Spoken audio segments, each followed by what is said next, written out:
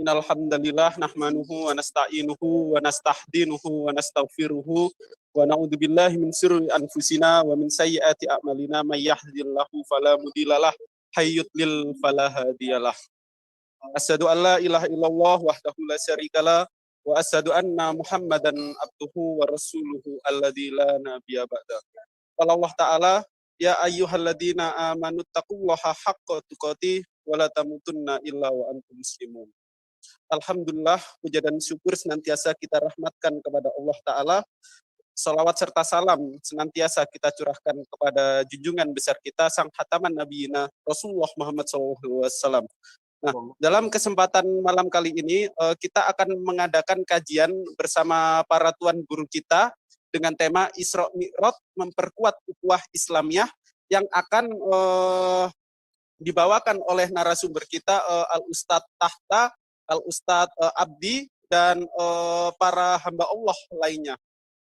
Nah, pada pembukaan sesi kajian kali ini, kita akan mengawalinya dengan tilawah Quran yang insya Allah akan dibawakan oleh akhina kita Ustadz Abdi. Untuk tilawah Quran, hamba serahkan kepada Ustadz Abdi. Tafadhol Ustadz Abdi, waktu dan tempat kami persilahkan.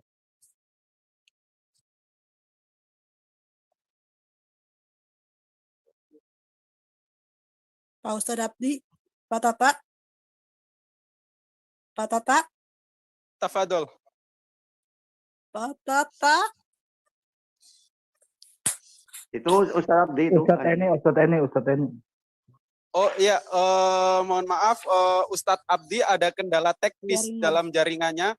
Untuk tilawatil Quran kali ini akan dibawakan oleh Ustadz Eni Abbas. Untuk Ustadz koneksiku enggak bisa ini Aki. Tafadhol, iya, ada Ustadz Eni. Nah, untuk pembukaan ini akan dimulai dengan tilawatil Al-Quran yang akan dibawakan oleh Ustadz Eni. Untuk Ustadz Eni, waktu dan tempat kami persilahkan. Monggo, tafadhol Ustadz. Bismillahirrahmanirrahim. Assalamualaikum warahmatullahi wabarakatuh. Waalaikumsalam. Kepada moderator yang sudah memberikan waktunya. Semoga dengan berkumpulnya kita di sini mendapatkan keridhaan dari Allah Subhanahu wa taala. Semoga dan mudah-mudahan juga selalu mendapatkan perlindungan dari Allah sehingga kita menjadi manusia yang tidak rugi baik di dunia maupun di akhirat. Amin. Allahumma amin. Oh ya, ini saya bacakan surat apa ya, kalau boleh tahu? Ada yang share screen enggak ya? Mungkin berhubung tema kali ini berhubungan dengan Isra Mi'raj, bacakan surat Al-Isra aja. Iya, ada yang boleh share screen, minta tolong share screen-nya. Yap. Yap. Teng. Al-Isra nomor berapa ya? Lupa saya. 15 ya. 17 mungkin. 15.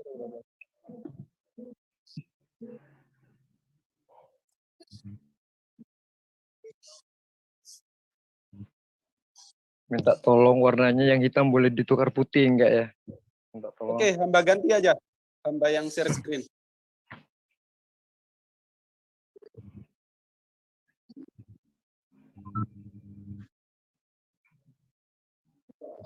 Tafadhol Ustadz Eni.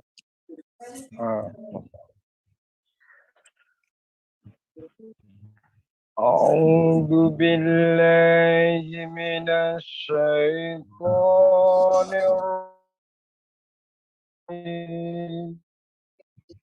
Bismillahirrahmanirrahim. Subhanalladzi asra bihi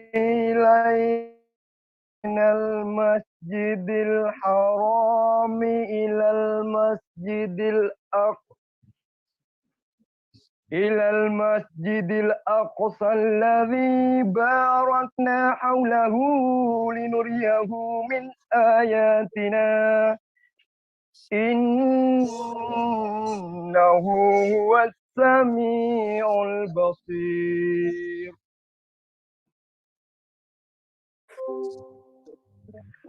وآتينا موسى الكتاب وجعلناه هدى لبني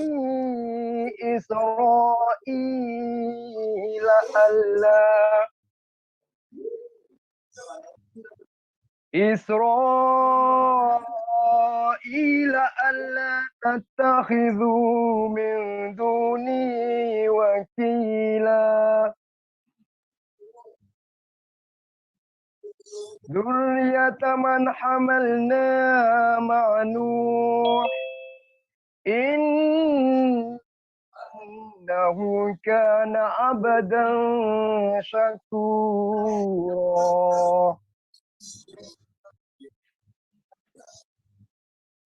وقضينا إلى بني إسرائيل في الكتاب لتفسدن في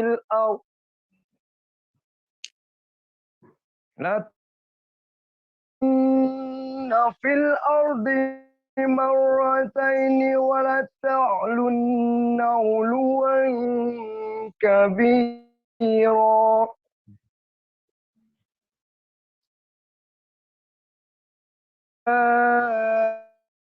أولى ما بعثنا عليكم عبادا لنا أولي بأس شديد عبادا لنا أولي بأس شديد فجاسوا خلال الديار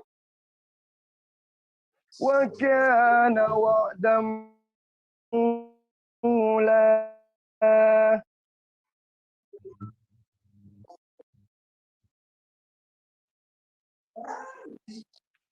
ثم رددنا لكم الكرة عليهم مال وبنين وجعلناكم بأموال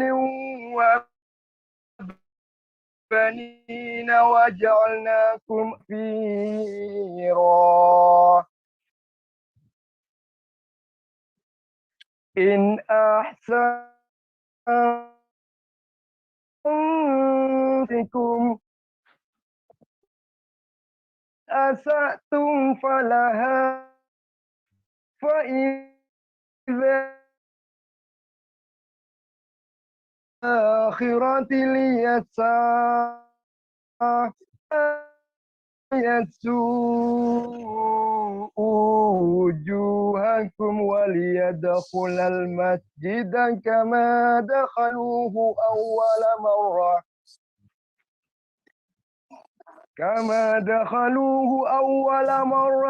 ولتتبعوا ما علوا تتبيرا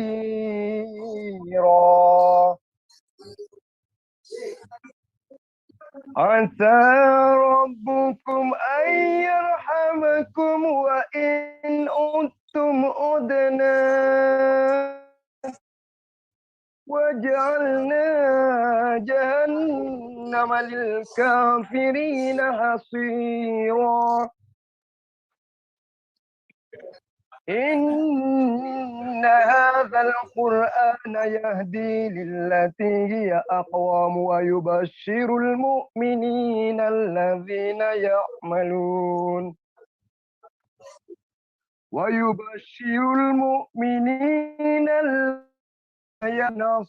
الصالحات أن كبيرا وأن الذين لا يؤمنون بالآخرة أعتدنا لهم عذابا أليما.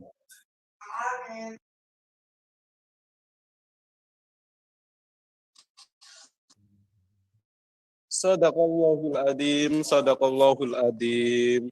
Ya, baru saja kami telah membacakan tilawatil Quran atau kalamullah yang dibawakan oleh Ustadz Eni. Masya Allah, luar biasa, pembacaan yang sangat merdu sekali.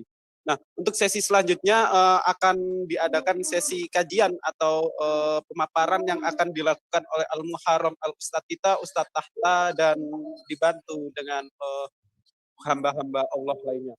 Untuk Ustadz Tahta, waktu dan tempat kami persilahkan. Tafadhol Ustadz.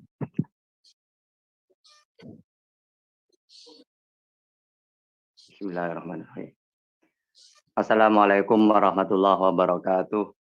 Waalaikumsalam warahmatullahi wabarakatuh. Bismillahirrahmanirrahim. Tabarakalladzi nazzalal furqan ala abdihi liyakuna lil alamina nadhira. Allahumma shalli wa sallim ala sayyidina wa maulana Muhammadin wa ala alihi wa sahbihi ajmain. Rabbi shrah li sadri wa yassir li amri wahlul 'uqdatam min lisani yafqahu qawli amma ba'd. Para alim ulama, para kiai, wabil khusus, ya, para ustadz, ya, Ustadz Abdi dan ustadz-ustadz yang lain, aladzi sami'na wa ata'na. Hadirin dan hadirat, ya, baik di Zoom ya atau di live comment yang kami cinta sayangi. Pertama-tama mari kita panjatkan puja dan puji syukur kehadiran Allah Subhanahu wa taala atas nikmatnya, yaitu nikmat iman wal Islam.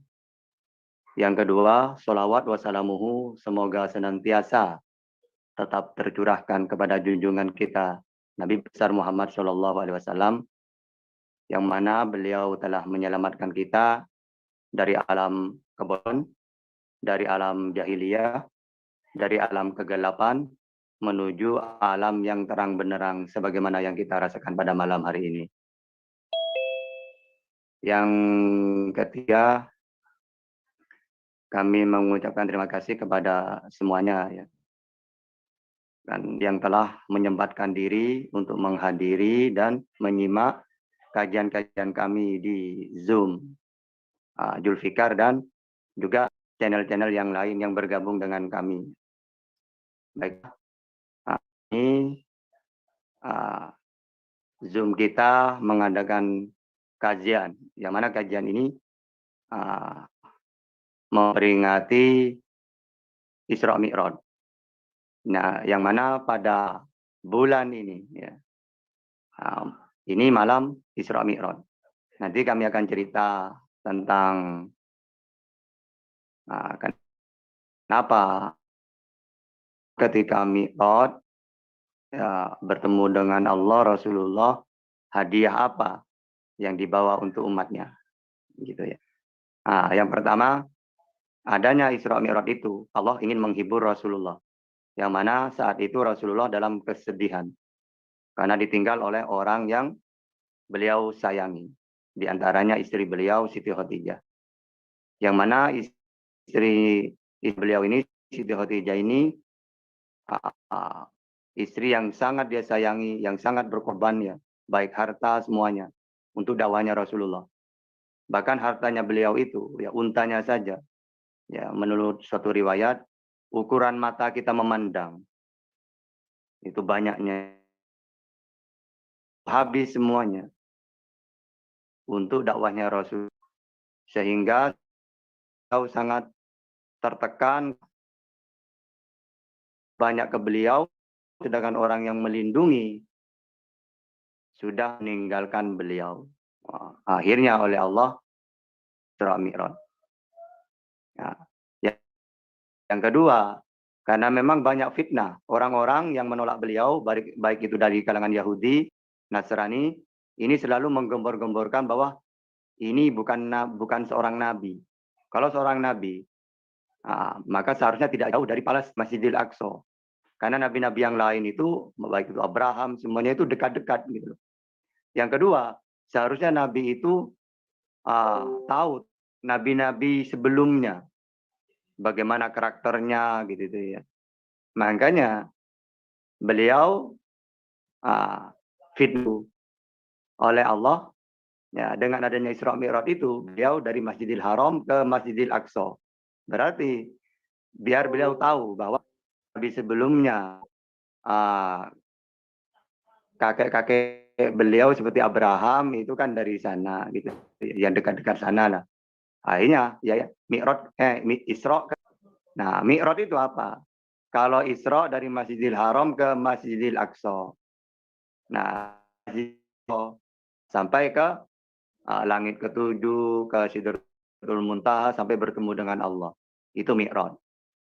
Nah, juga setelah tahu tentang Palestina ya, Masjidil Aqsa di sana, juga beliau bertemu dengan nabi-nabi yang lain ya. Seperti Nabi Isa, Nabi Idris, Nabi Musa sampai Nabi Ibrahim. Nah, dengan begitu fitnahan itu seharusnya seakan-akan harus kenal gitu loh. Harus tahu seperti apa sih Musa itu gitu. Hanya dipertemukan. Kalau alasannya sebelumnya seharusnya tidak jauh-jauh dari Palestina, belum nyampe ke sana. Hanya di ke sana ya, diberangkatin ya, ke Palestina.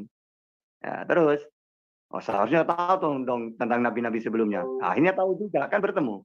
Gitu ya. Nah, lalu Rasulullah dari yang asalnya itu orang yang sangat sedih. Nah, ketika beliau berjumpa dengan Allah menjadi manusia yang paling gembira. Karena kita tahu di dalam Al-Quran termasuk nikmat surga yang terbesar adalah bertemu dengan Allah. Itu ya. Bahkan Rasulullah sendiri oleh malaikat Jibril dikatakan, engkau mau wafat berarti bersama dengan keluarga dan sahabat kamu. Atau mau bertemu dengan Allah. Beliau rindu gitu. Ingin bertemu. Akhirnya beliau memilih wafat. Jadi memang bertemu dengan Allah itu suatu biasa. Bahkan Sidina Ali saja ketika dipanah ya, mau dicabut gitu ya. Itu tidak terasa ketika dicabut ketika waktu sholat. Karena merasa bertemu dengan Allah. Nah apalagi Rasulullah yang jelas-jelas ya bertemu gitu loh. Nah, akhirnya karena beliau itu gembira bertemu dengan Allah. Akhirnya Rasulullah itu memang selalu umati gitu ya. Umatku. Ketika beliau diperlihatkan neraka, beliau langsung ingat ke umatnya. Ya Allah, gimana kalau umatku nanti ke sini gitu ya. Terus ketika beliau dicabut, diambil rohnya, ternyata sakit, kaget beliau. Loh, kok sakit? Nah iya, ini paling halus ini ya Rasulullah, karena engkau makhluk yang paling mulia. Waduh, wong ini paling halus saja engkau merasa sakit, apalagi umatmu. Kalau gitu, ya diambil ya, tapi tidak ambil semua. Ibaratkan apa ya, buah itu masih dibagi dua, lagi dibagi lagi, itu diambil oleh Rasulullah. Kalau gitu, saya minta sakit umatku ketika dicabut nyawa. Ya sebagian lah ya gitu. Ya, karena apa? Beliau itu kalau susah ya ingat umatnya. Ketika pira, beliau juga umatnya. Sebelum pamit dari Mi'raj itu, ya Allah, saya bertemu dengan engkau ini bahagia banget. Ya, apakah umatku, ingat, apakah umatku bisa bahagia seperti aku? Iya Muhammad. Nanti kamu turun akan kuwajibkan sholat. Dan kasih beritahu kepada umatmu. Ketika mereka itu sholat, berarti sama seperti engkau Mi'raj, bertemu dengan aku. Makanya sholat itu, ketika kita sholat, kita bayangkan. Uang Rasulullah saja bertemu dengan Allah gembira, ingat kepada kita, ketika dikabulkan oleh Allah, malah kita mengabaikan sholat itu. Ini kan aneh kan ya. Nah, sehingga sholat itu sangat diperhitungkan, dijadikan nomor satu. Di antaranya, karena kewajiban sholat itu, Allah langsung memanggil Rasulullah. Kalau puasa, ya masih pakai wahyu melalui Jibril. Ya ayyuhalladzina amanu kutiba alaikumusiyam kama kutiba alal ladzina min qablikum la'allakum tattaqun. Itu kan pakai wahyu. Salat. Langsung bertemu dengan Allah. Sehingga beda sudah ya. Dalam segi kewajiban udah caranya udah beda. Termasuk awaluma yuhasabu bil abdu yauma sholat. Bahwa sholat itu ya nanti pertama kali yang ditanyakan oleh Allah itu sholatnya. Kalau sholatnya sudah bagus, maka amal-amal yang lain itu ikut sendiri. Gitu ya. Juga sholat itu termasuk as-sholatu imaduddin. Jadi, cagaknya agama, tiangnya. Nah, kalau tiang ini rapuh, maka sangat dipastikan bangunan itu akan runtuh. Kalau sudah runtuh, berarti sudah bukan bangunan lagi. Agama, kalau sudah runtuh, bukan agama Islam lagi itu. Makanya syahadat, nikah, kalau sebagian ulama itu ya. Kalau dia tidak sholat, bisa ada yang mengartikan, tapi ini khilafiyahnya ulama. Udah tidak sah nikahnya. Ya, syahadahnya juga tidak sah. Ya, karena apa? Karena dia tidak sholat. Bahkan dalam hadis ya, perbedaan umatku, umat Islam dengan kafir, ada garis, yaitu sholat.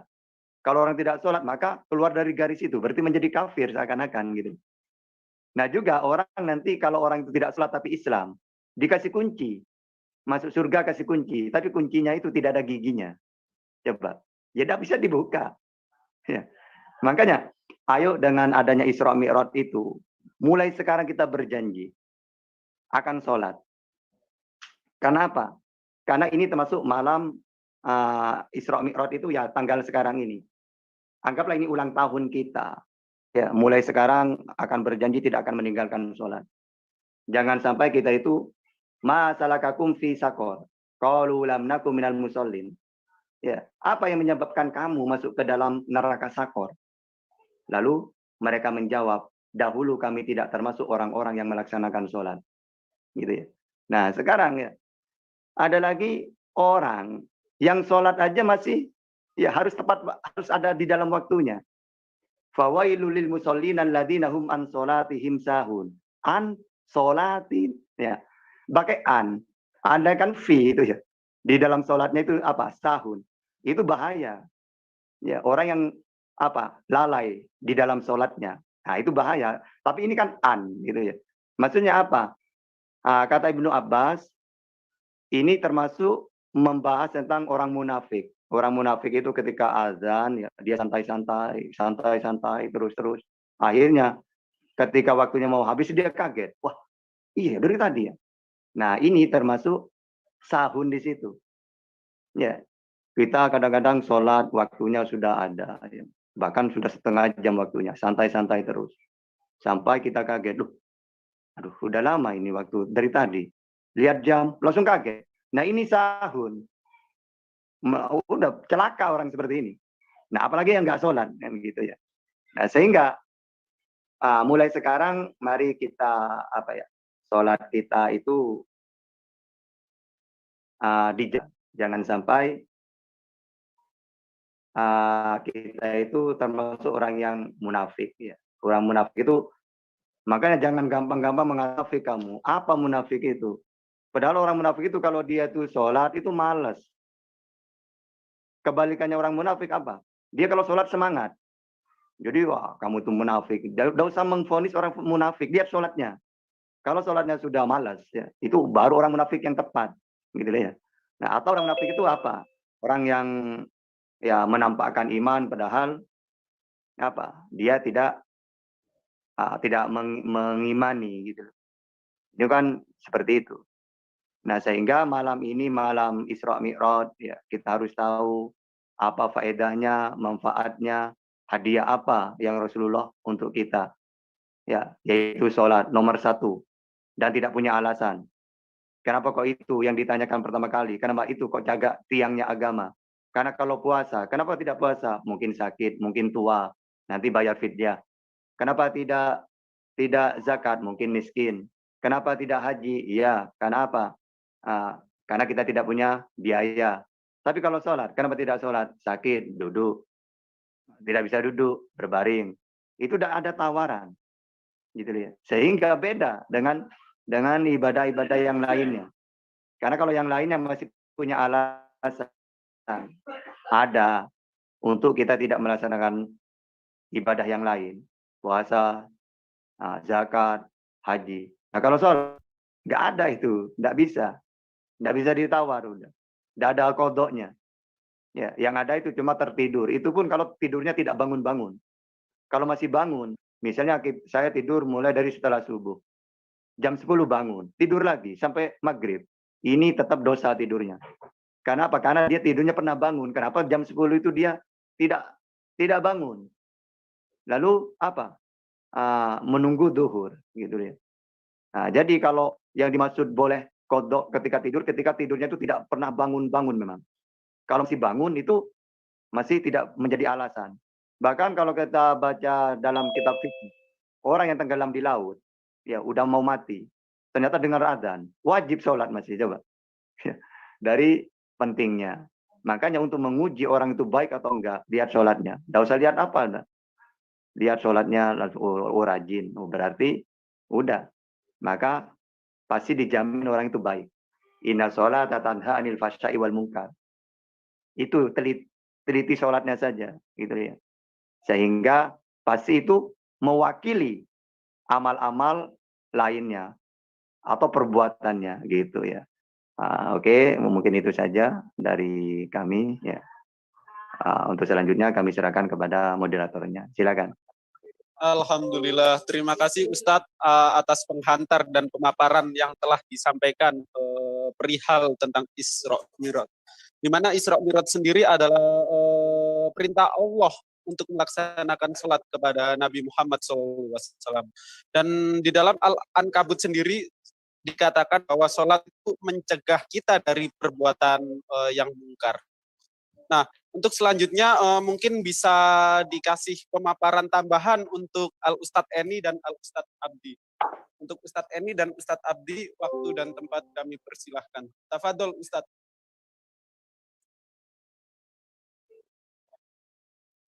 Assalamualaikum warahmatullahi wabarakatuh. Terima kasih kepada moderator yang sudah memberikan waktunya ke saya.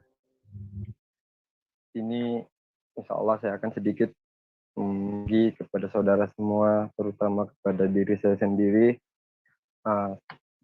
seperti apa yang telah disampaikan oleh Ustadz kita, Ustadz Tata, betul sekali itu ya. Karena dalam agama ini ya, yang pertama akan Allah hisab di dalam diri seseorang itu adalah sholatnya. Kalau kita menjadi orang yang tekun dalam ibadah sholat, dijaga dengan baik, apalagi bisa berjamaah ke masjid misalkan ya, buat yang lelaki itu luar biasa sekali ya. Di dalam hadis ada diterangkan, kalau lah orang munafik itu tahu faedahnya sholat isya dan sholat subuh, dia akan datang ke masjid walaupun itu harus merangkak. Begitu istimewanya ya sholat ya.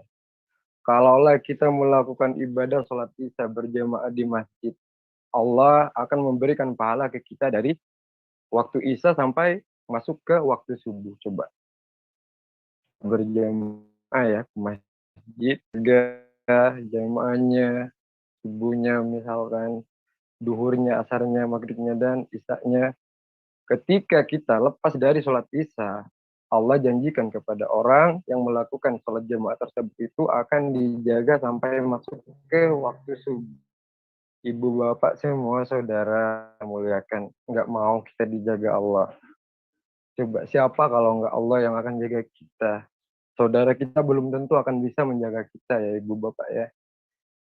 Tetangga kita belum tentu bisa menjaga kita. Tapi kalau kita sudah dijaga Allah, insya Allah kita akan nyaman, tentram, damai, dan insya Allah akan lebih berkah. Begitu ya. Jadi saya di sini ingin mengajak ya kepada saudara semua, marilah kita bersama-sama mulai hari ini, kalaupun kemarin masih banyak yang lalai, masih banyak yang ayolah perbaiki sholat-sholat kita ataupun ibadah-ibadah yang lain, karena yang dari sholat-sholat kita. Kalaulah sholat kita baik, insya Allah amal kita yang lain akan Allah terima dengan mudah.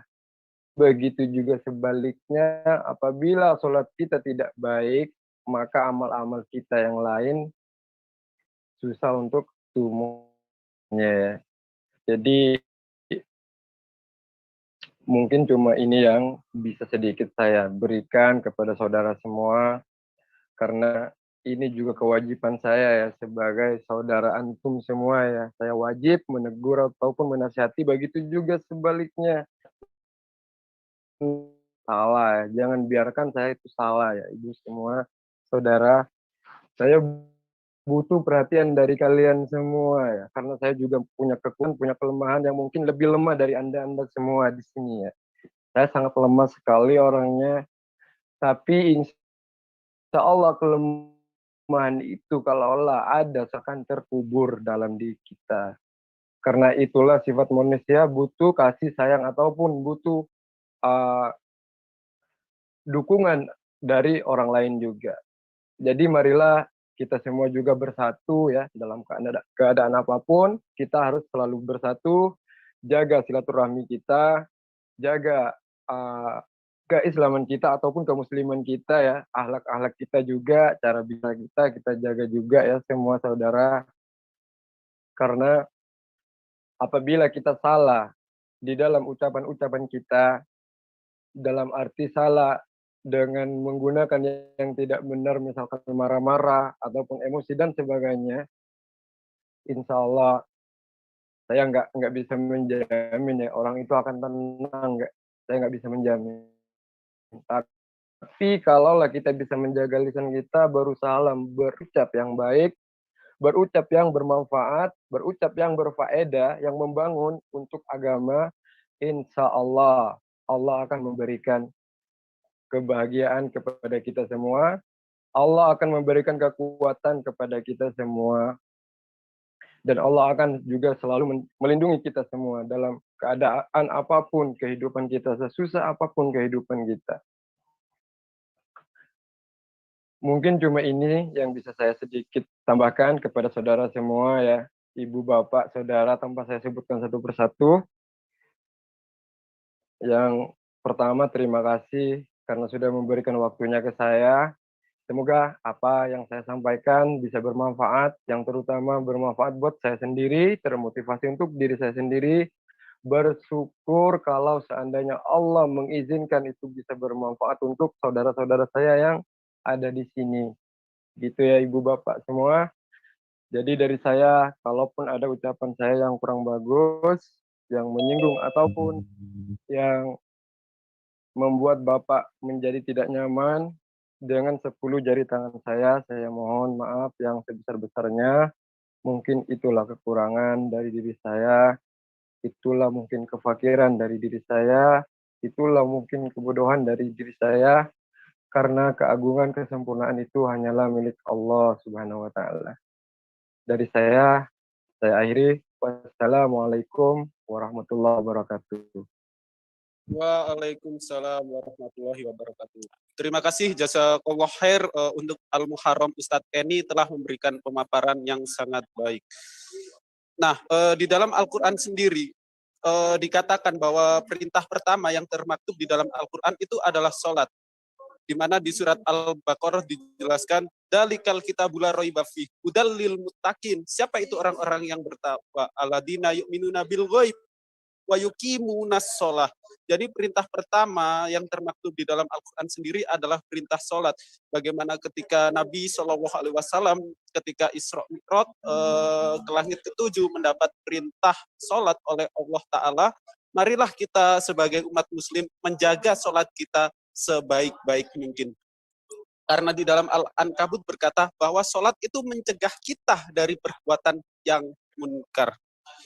Nah, untuk sesi selanjutnya kita adakan sesi tanya jawab atau seksi dialog interaktif. Nah, untuk tanya yang ada di depan room Zoom ZCC ini, silahkan raise hand dan saya arahkan dan saya buka mute-nya untuk bertanya. Tafadhol untuk yang ingin bertanya-tanya dan dialog interaktif.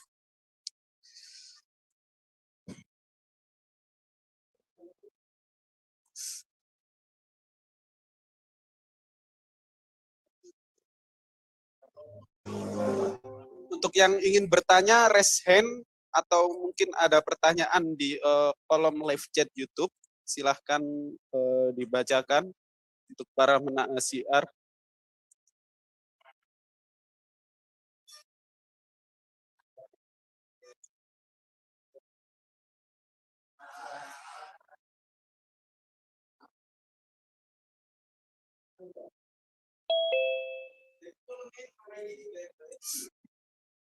Nah, sebelum menunggu penanya yang berada di partisipan Zoom ini, hamba sendiri moderator ingin bertanya kepada para narasumber, Al-Ustadzku, Tuan Guruku.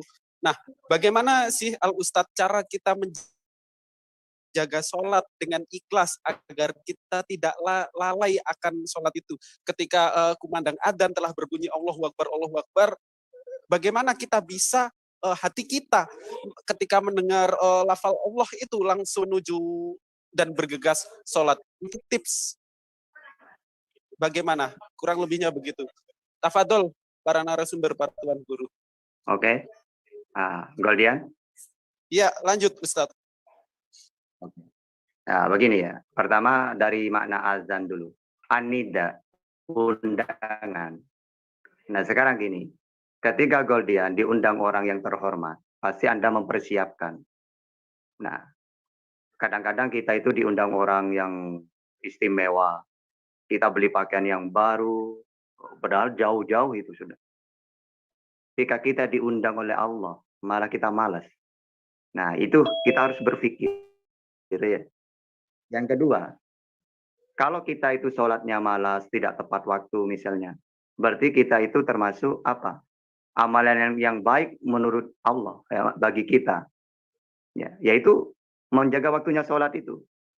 Pernah Rasulullah itu ditanya, ya Rasulullah, perbuatan apa yang paling baik untuk aku amalkan? Kata Rasulullah, sholatu liwaktiha. Sholat tepat waktu. Ada lagi yang nanya pertanyaan yang sama. Perbuatan apa yang paling baik untuk aku, ya Rasulullah? Ini orangnya beda. Berbaktilah kepada kedua orang, kepada ibumu, gitu ya. Nah, ada lagi orang yang beda. Nah, perbuatan apa yang paling baik untuk aku kerjakan? Rasulullah menjawab, qiyamul lail, sholat malam. Nah, ternyata Rasulullah itu menjawab beda-beda. Tergantung orang ini bagaimana kelakuannya. Yang pertama, orang ini ternyata memang suka menunda-nunda sholat. Sehingga perbuatan yang paling baik bagi dia adalah as-sholatu liwaktiha. Yang nomor dua, Rasulullah tahu orang ini suka melawan kepada orang tuanya. Berarti amalan yang baik menurut bagi dia adalah berbakti kepada orang tuanya. Yang ketiga, orang ini malas. Ibadah lainnya semangat. Tapi untuk sholat malam, malas. Maka bagi dia, amalan yang baik adalah qiyamul lail.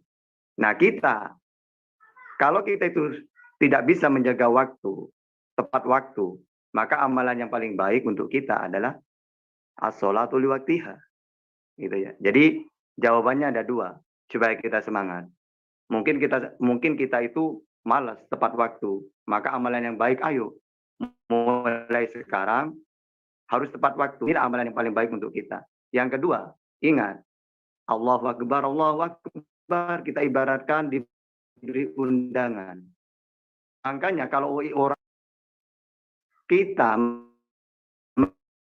mendengar,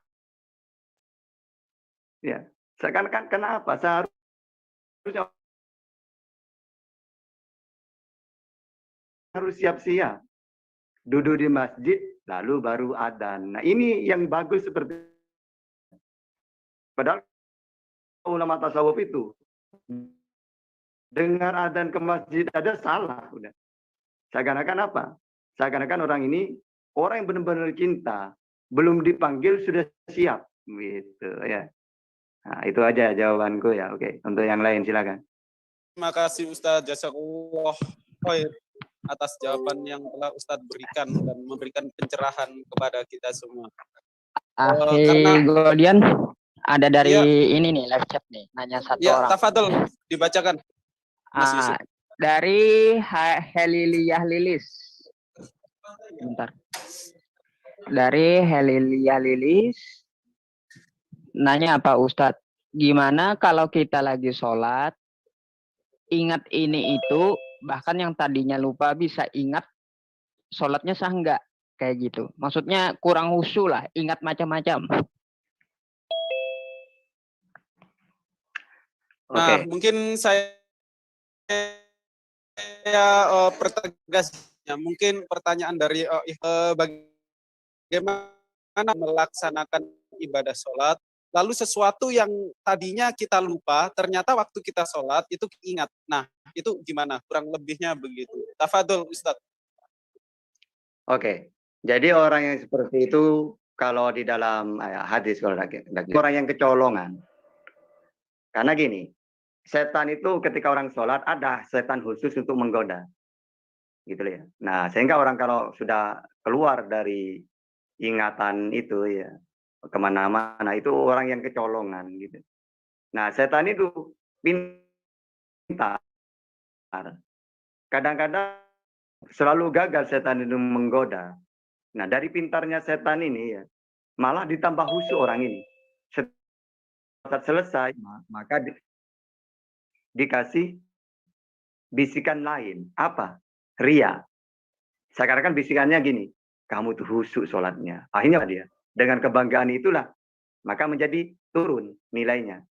Nah, yang kedua, jawaban saya, sholat itu kan inna sholata anil fasya'i wal munkar. Sholat itu dapat mencegah dari perbuatan keji dan mungkar. Nah, sekarang ada orang sholat, rajin, tapi perbuatannya kok jelek. Nah, ada nanya ke Rasulullah, ya Rasulullah, orang ini sholatnya rajin, tapi kok perbuatannya masih apa yang keji-keji gitu ya. Jadi ada yang salah mungkin tidak khusyuk kan gitu.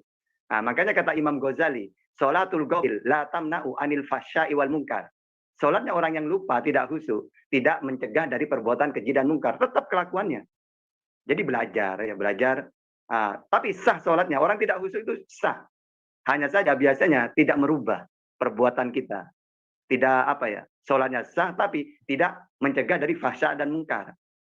Sehingga kata Imam Ghazali, sholatul ghafil, ghafil di situ maksudnya lupa dia, tidak khusyuk. La tamna'u, tidak dapat mencegah anil fahsya wal mungkar. Nah, kita belajar itu. Nah, di mana caranya khusyuk? Kalau menurut saya yang paling mudah itu kita kan dua, aqwalun wa af'alun muftatahatun bitakbir, muhtatamatun bitaslim ya. Nah, itu aqwalun, ucapan mulai dari Allahu Akbar, lalu Fatihah, lalu At-Tahiyat, lalu salam. Itu kan ucapan. Dua perbuatan, apa? Allahu Akbar, mengangkat tangan dua. Lalu ruku, kan perbuatan. Sujud, perbuatan. Nanti salam, menoleh ke kanan. Itu kan perbuatan. Nah, yang kedua, isinya kan doa.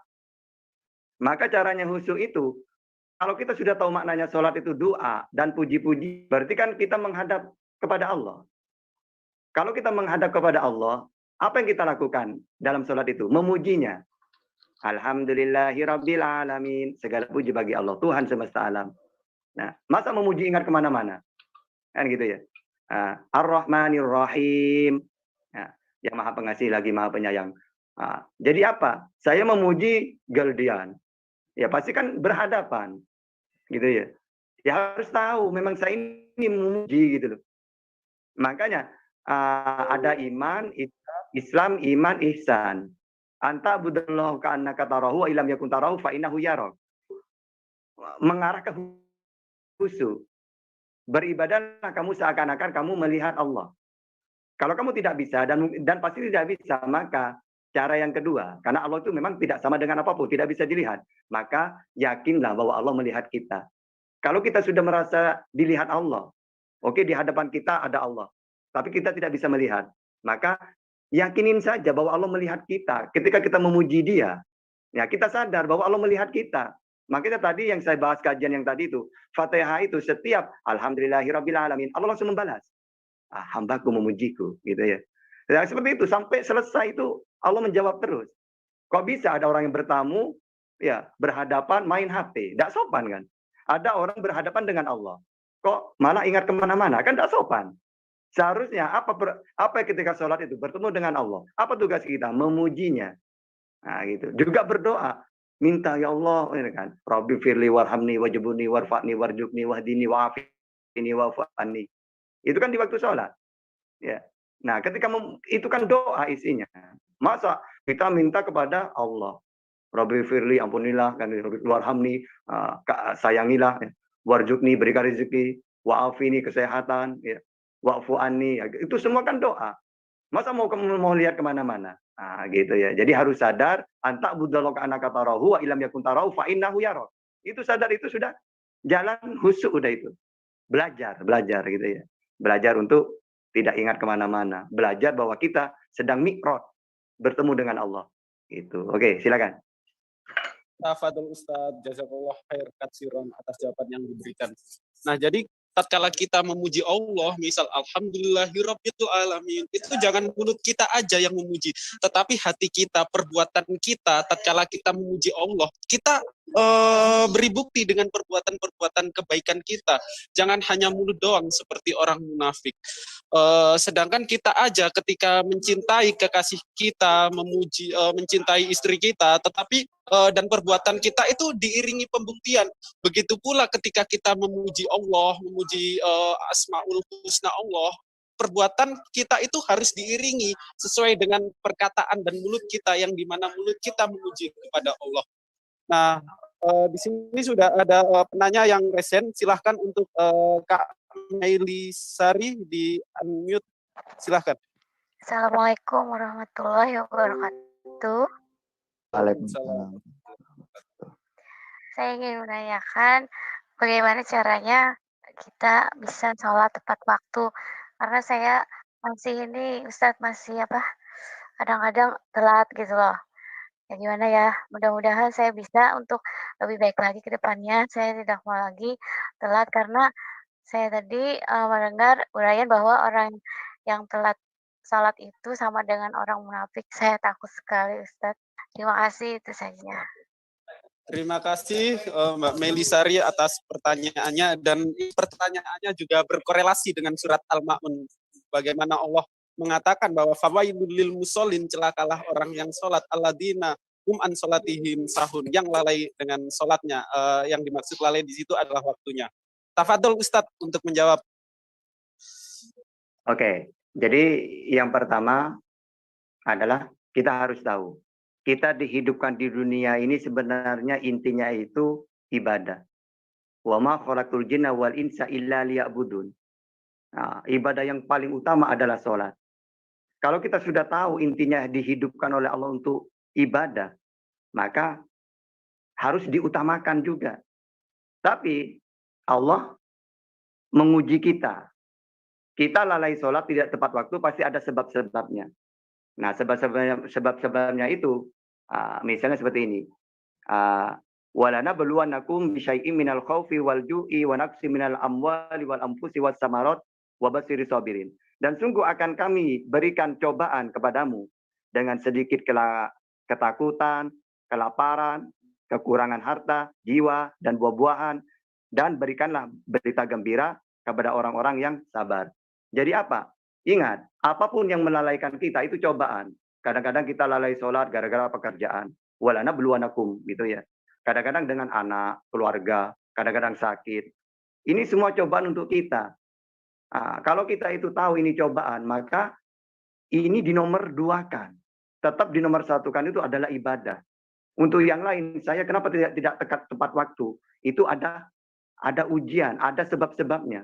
Kalau sudah tahu sebab-sebabnya, saya tidak mau sebab-sebab ini menghalangi saya untuk tepat waktu. Karena ini cobaan. Gitu loh ya. Ya harus sadar. Dan mungkin orang itu tidak ada sebabnya kok malah tidak tepat waktu. Padahal Allah menghidupkan kita liya'budun. Ya. Wa ma khalaqtul jinna wal insa illa liya'budun. Kalau sudah tahu ini, maka dinomorsatukan. Untuk sesuatu yang menghalangi kita tepat waktu, ini cobaan. Baik itu keluarga, pekerjaan, semuanya. Itu cobaan untuk kita gitu ya. Oke, silakan. Ya, jazakallah khair atas jawabannya. Terima kasih. Nah, Mas Yusuf, silahkan. Iya nih, membacakan lagi yang di live chat ya. Tafadhol. Ini dari Heri Manalu. Ustadz, bagaimana kalau sholat nggak sempurna atau belum selesai bacaan Al-Fatihah dikarenakan posisi imam masuk ke ruku? Terima kasih. Tafadhol Ustadz. Oke, jadi kalau kita bermakmum, tugas kita tuh mendengarkan. Ya, imam itu memang harus didengarkan posisinya itu. Kalau kita menjadi makmum. Bahkan kalau kita itu imam baca Fatihah, ya kita mendengarkan memang. Makanya aturannya nanti gini. Imam baca Fatihah kita mendengarkan. Waladhdallin. Amin. Maka aturannya seharusnya imam itu jangan langsung baca surat. Beri kesempatan makmum untuk baca Fatihah. Gitu. Setelah itu baca surat imamnya. Tugas kita mendengarkan terus. Bahkan andaikan kita tidak baca apa-apa, tetap sah kalau bermakmum. Karena pernah ditanya, ya imam siapa itu ditanya, bagaimana sifatnya orang makmum dan imam. Ibaratkan orang gini, di Zoom ini kan sudah anggota. Ya. Jadi ketika kita bertamu kepada seseorang, maka yang bicara kan cuma satu, yang lain mewakili. Ketika kita sholat, yang baca itu ya imam. Nah, suara kita, bacaan kita itu diwakili oleh imam. Tugas kita berarti mendengar gitu loh ya. Sehingga kalau mau sama-sama baca urutannya jangan sampai mendahulukan imam. Bahkan kalau mau baca Fatihah, ya imam baca surat, sampean baca Fatihah. Imamnya ruku, sampean masih dapat separuh. Tidak boleh meneruskan Fatihahnya, tidak boleh. Langsung ikut ruku. Gitu. Sehingga kalau tidak sempurna karena imamnya ruku, memang aturannya seperti itu. Tidak boleh menyempurnakan, takutnya nanti imamnya bangun dari ruku masih baca Fatihah, belum selesai. Tidak boleh seperti itu. Walaupun ihdinas siratal, langsung imamnya ruku, sampean langsung ikut ruku, jangan menyelesaikan. Gitu. Oke, silakan. Ya, terima kasih jazakallah khair atas jawaban yang diberikan Ustaz. Ada lagi Mas Akhi Yusuf? Goldian, Ya, ada 4 lagi nih. tafadhol, Dibacakan semua dibacakan. ya. Dari Ayamat Channel. Tanya Ustadz, apa hikmah pengurangan dari 50 waktu menjadi 5 waktu? Padahal Allah itu Maha Tahu. Terima kasih. Tafadhol. Jadi apa ya? Memang itu kalau kesannya itu apakah Allah tidak tahu? Allah itu sebenarnya tahu. Tapi ternyata hikmahnya gini, untuk kita hikmahnya. Sehingga kita itu tafakkur, berpikir. Ya, sebenarnya Allah sudah tahu, pasti nanti akhirnya 5. Gitu. Bahkan 5 pun masih diprotes oleh Nabi Musa. Udah kuat umat kamu. Gitu ya. Sok tahu lah Nabi Musa itu ya. Padahal buktinya Imam Ali Abidin, itu kalau sholat itu 1000 rakaat malah. Bukan 50, 1000 rakaat itu kalau sholat itu. Setiap hari itu. Sholat sunnah. Berarti mampu sebenarnya. Gitu. Tapi kenapa kok Nabi Musa itu 5 kok masih protes? Karena memang umatnya Musa itu 3 waktu, bukan 5. Tapi Rasulullah untuk naik lagi malu. Tidak enak gitu loh. Nah, ini ditetapkan 5. Nah, hikmahnya itu apa? Supaya kita berpikir, ya Allah, coba sekarang kita renungkan, renungkan gini. Ya Allah, 5 waktu aja saya tidak tepat waktu, kadang-kadang nggak sholat. Apalagi 50. Nah, akhirnya kita berpikir kan, ya Allah, andaikan 50 gimana coba? Wong 5 saja saya kadang-kadang subuh tidak sholat. Kadang-kadang asar tidak sholat. Nah, ini untuk kita sebenarnya. Kalau Allah Maha tahu sudah. Tapi biar kita berpikir. Coba bayangkan, andaikan 50 waktu, gimana coba? Seperti dewa gitu. Gimana dia melorotin celananya coba? Kalau 50. Kapan waktunya? Nah, sehingga dari situ kita berpikir. Itulah hikmahnya. Ya, bukan Allah tidak tahu, enggak. Allah itu Maha tahu. Gitu loh. Tapi hikmahnya itu yang kita nanti untuk kita ini yang harus kita pikirkan. Gitu. Oke, silakan. Ya, lanjut Oke, Mas Yusuf. terima kasih. Makasih Akhi Goldian. Ada beberapa pertanyaan, banyak banget nih. Dari Jazil Anissa, sebelum Isra Mi'raj, apakah Nabi dan sahabat sudah menjalankan sholat? Gitu. Tafadhol Ustaz. Itu kalau tidak salah itu kalau 5 waktu itu kan perintah wajib sudah ya. Tapi Nabi juga sholat. Tapi sholatnya Nabi itu walaupun puasa ikut-ikutan gitu ya. Orang-orang nabi-nabi sebelumnya. Tapi bukan sholat yang wajib seperti 5 waktu. Nah, makanya ayat-ayat di Quran itu ada sudah sholat-sholat itu. Tapi bukan wajib seperti 5 waktu. Nah, waktu ini memang untuk umatnya Rasulullah yang mana nantinya wajib gitu. Makanya orang-orang Yahudi itu mengatakan masalah puasa. Wah, katanya seorang nabi, puasa saja mengikuti kami gitu. Sholat mengikuti kami. Akhirnya oleh Allah tingkatan ibadahnya puasa dinomorsatukan, kalah orang Yahudi itu. Kalau puasanya mereka itu mungkin 1 hari atau berapa gitu ya. Nah, kalau Nabi Muhammad langsung 1 bulan. Ya. Nabi yang dahulu sholatnya mungkin 3 waktu gitu. Ini pertamanya malah 50 coba. Berarti lebih unggul sebenarnya. Walaupun pada akhirnya 5. Tapi tetap lebih unggul. Gitu. Nah, ceritanya seperti itu yang saya tahu. Coba Ustadz Abdi itu digelitik itu biar keluar suaranya itu. Ustadz, jelaskan lagi gimana? Tafadhol Ustaz Abdi. Ada nih pertanyaan akhirnya Ampasin. Ya, sebentar. Ya, tadi begitu ya, tentang sholat, tentang puasa. Yang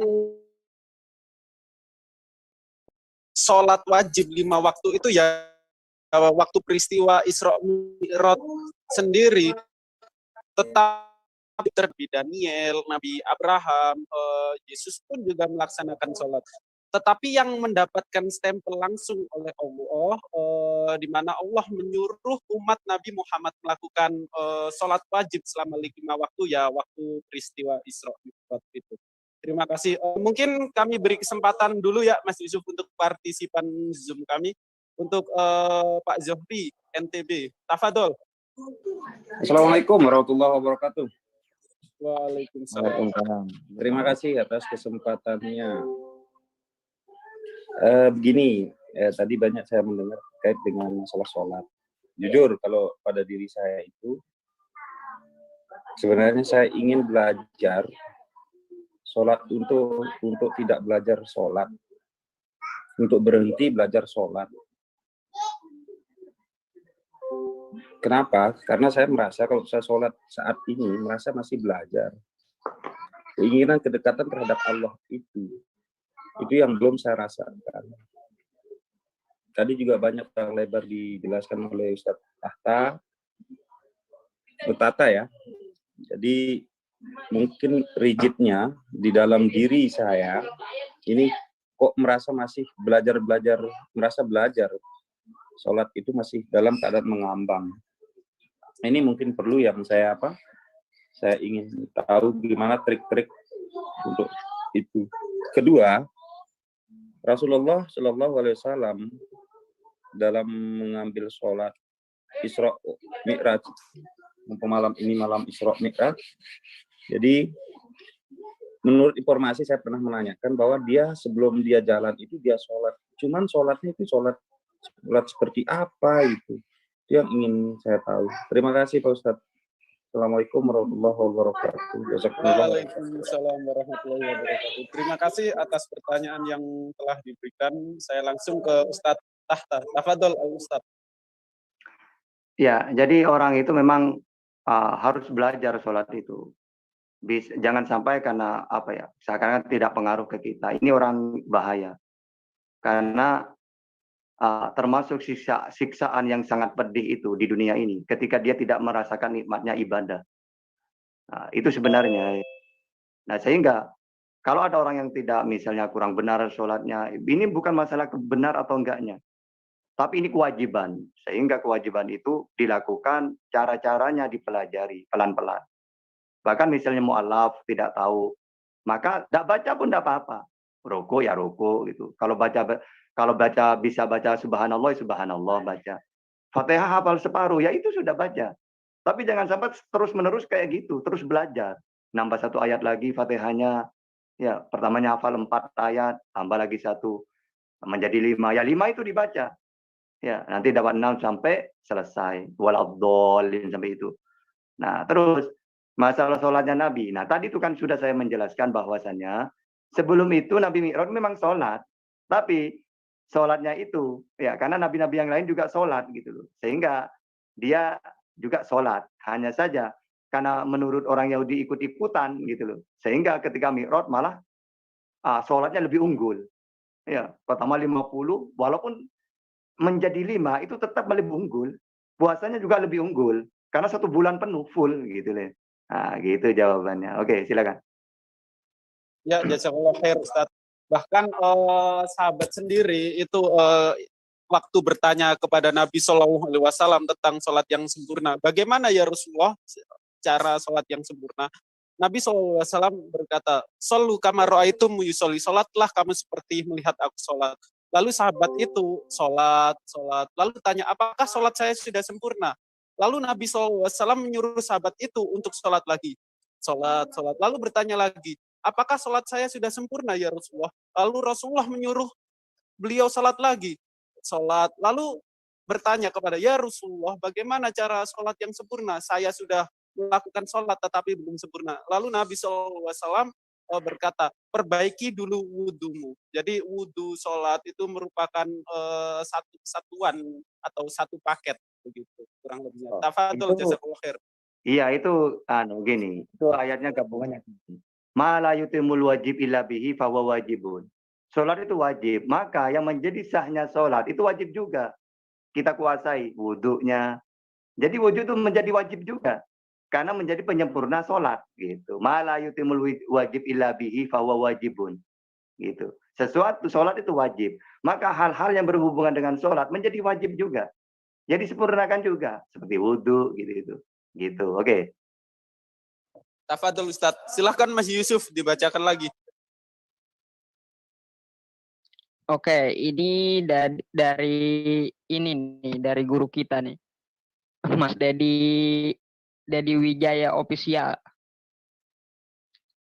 Akhirnya penegak Islam mau tanya, apa hukumnya ketika sholat subuh tidak menggunakan takbiratul ihram? Sudah gitu aja. Gitu aja Tafadhol Ustaz, Ustaz. pertanyaan. Iya. Takbiratul ihram yang pertama itu rukun. Allahu Akbar rukun. Ya, yang lain sunat nantinya. Tapi tetap harus dibaca. Wah, kenapa? Bacaan dikir. Makanya Imam Syafi'i. Kenapa? Ada bacaan iftitah, bahkan ada kunut. Semakin banyak bacaan, semakin pahala. Semakin dikurangi, semakin kurang gitu. Tapi tetap sholatnya sah. Gitu ya. Oke. Ya, Satu jadi sholat lagi. sendiri siap sebentar Mas Yusuf. Jadi sholat sendiri itu pengertiannya adalah gerakan yang dimulai dengan takbiratul ihram dan diakhiri dengan salam. Dan takbiratul ihram merupakan daripada sholat itu sendiri. Tafadhol Mas Yusuf. Ini pertanyaan terakhir nih dari Lona anak Akhius. Izin bertanya ya, ada teman yang bilang bahwa bagi perantau yang tinggal di luar negeri benar sukron. Ustaz. Tafadhol Ustaz. Kalau kosor berhubungan dengan bepergian. Kalau jamak bisa dengan misalnya saya mau operasi sekarang. Nanti saya akan dipingsankan. Sehingga duhur itu pasti saya belum sadar.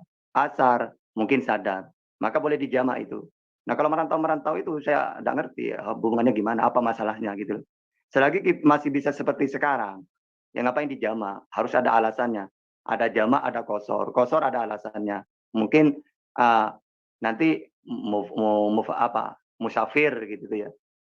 Kosor itu mengurangi, baik itu nanti rokaatnya ya. Kalau jamak masalah waktu, maksudnya mengumpulkan jamak itu. Sholat maghrib dikumpulkan ke isya, gitu ya. Kalau kosor harus paling 4 rokaat, 4 dikosor menjadi 2 ya. Nah kosor itu meringkas. Bukan cuma gerakan orang perang itu ya. Umumnya sholat itu kan tidak boleh bergerak. Kalau bergerak kan batal. Maka dikosor. Jadi perang itu termasuk kosor. Kosornya apa? Dia boleh bergerak itu. Bahkan kalau kena darah kan najis. Seharusnya batal. Ini enggak. Jadi rukun-rukunnya sholat itu misalnya 17 menjadi 10 gitu. Apa yang hilang? Mungkin bergeraknya, mungkin kena najis. Itu termasuk kosor namanya. Jadi rukun-rukunnya sholat itu dipersempit gitu loh. Itu makna kosor seperti itu. Tapi umumnya kosor itu 4 rakaat menjadi 2 gitu ya. Jadi kalau misalnya perantau, apa masalahnya merantau itu? Gitu loh ya. Masa mau kosor terus, mau jamak terus? Padahal hubungannya dengan waktu itu.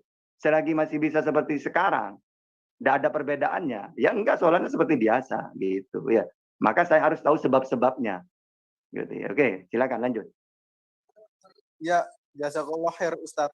Ada lagi Mas Yusuf?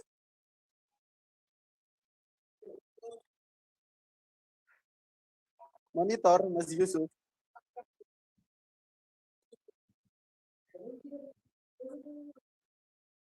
Nah, mungkin kalau tidak ada akan kita cukupkan kajian kita kali ini.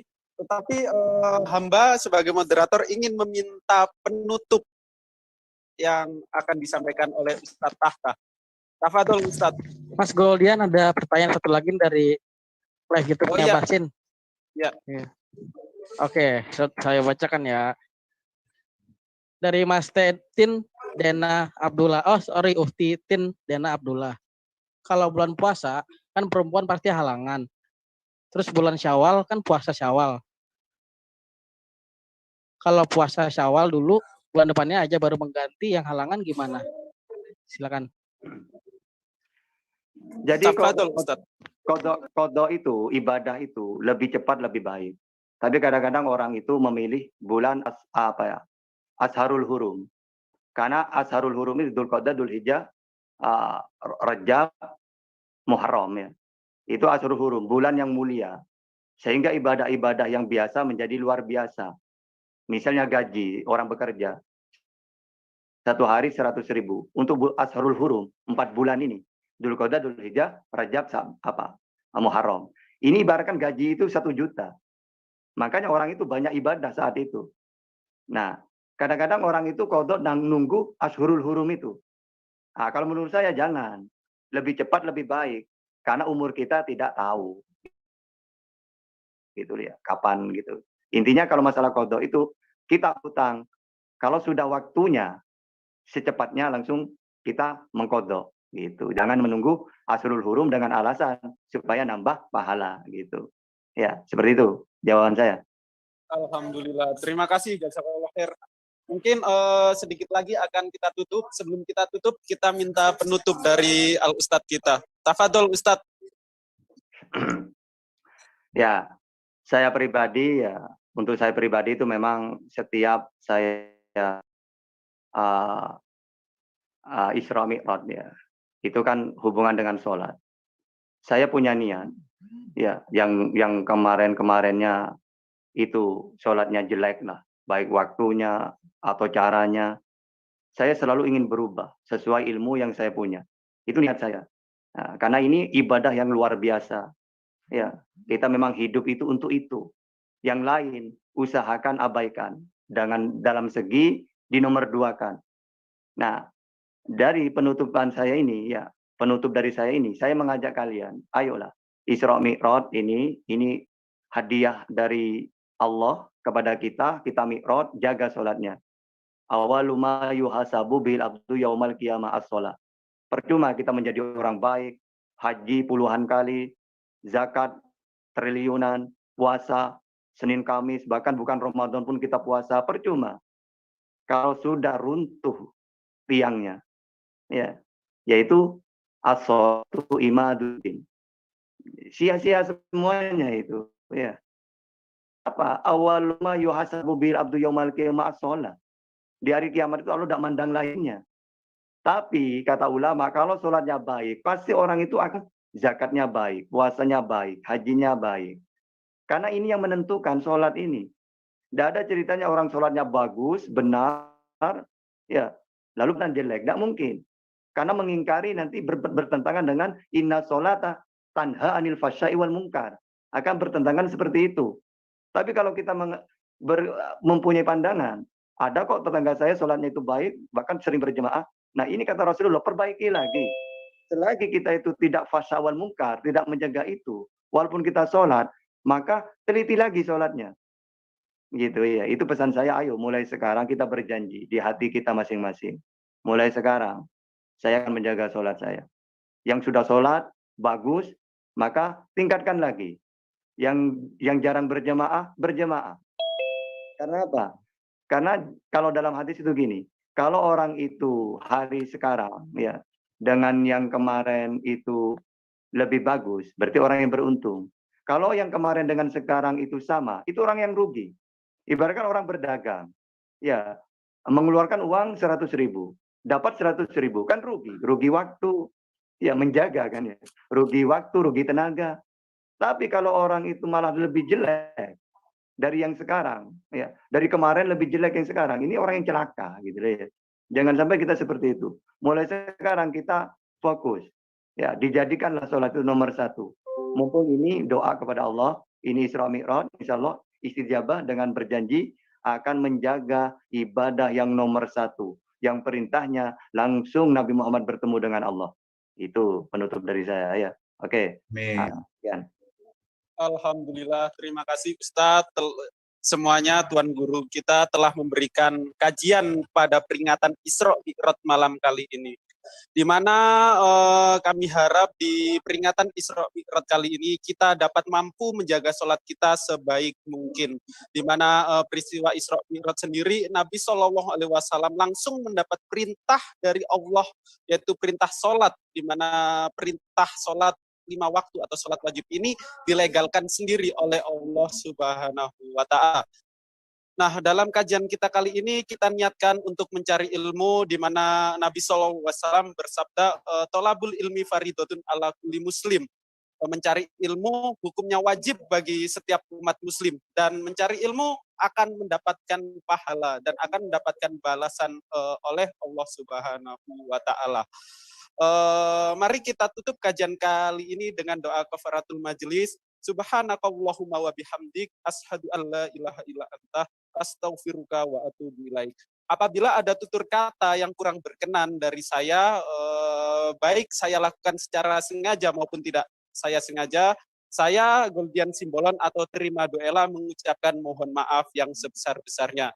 Nun wal qalami wa mayasturun. Wassalamualaikum warahmatullahi wabarakatuh. Waalaikumsalam warahmatullahi wabarakatuh. Waalaikumsalam.